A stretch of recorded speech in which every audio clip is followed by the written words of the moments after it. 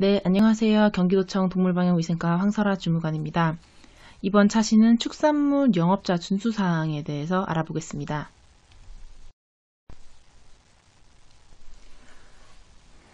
경기도 내 축산물 가공업체의 최근 3년간 행정처분 내역을 조사하여 가장 많은 항목부터 1에서 5순위까지 뽑아보았습니다.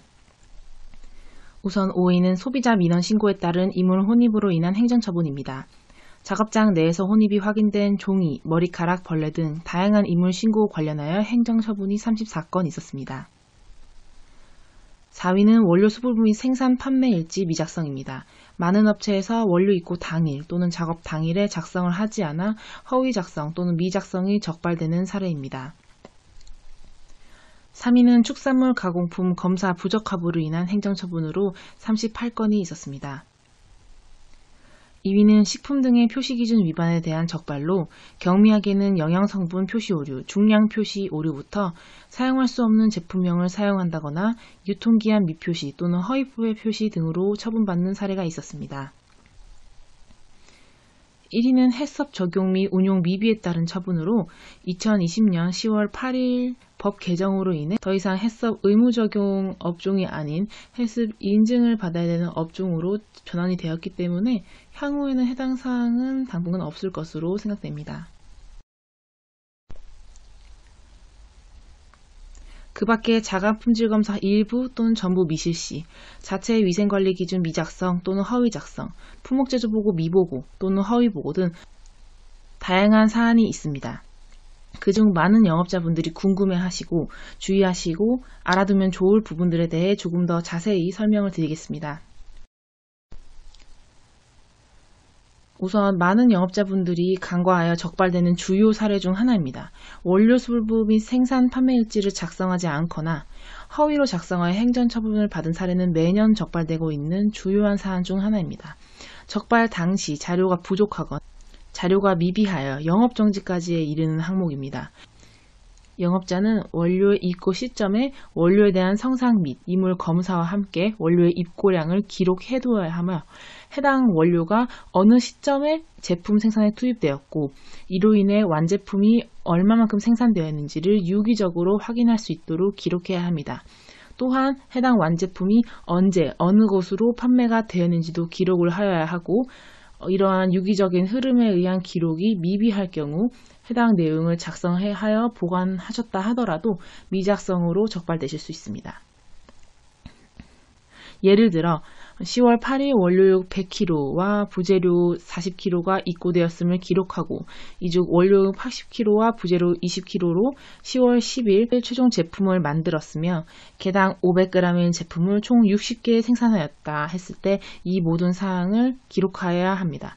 또한 10월 10일 제조한 60개 제품 중 40개는 10월 11일 A 업체에 출고가 되었고 나머지 20개는 10월 12일 B 업체에 출고하였음을 기록하는 등 원료의 입고부터 완제품의 판매까지 모두 확인할 수 있도록 기록해 두어야 합니다.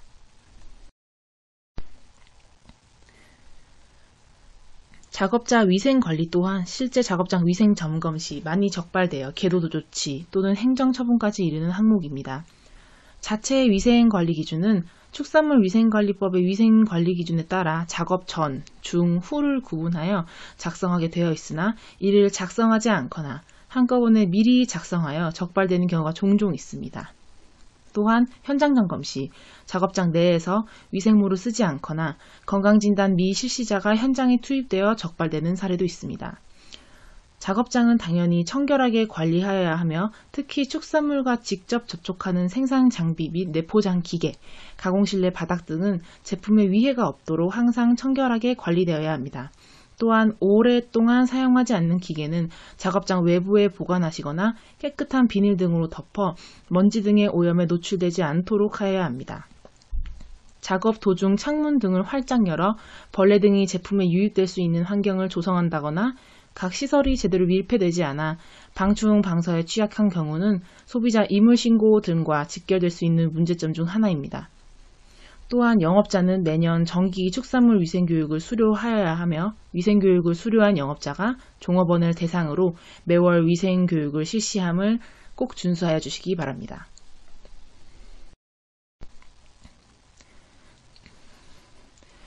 표시는 2019년 식품 등의 표시 광고에 관한 법률이 새로 제정되면서 더욱 강화된 기준을 적용하고 있습니다.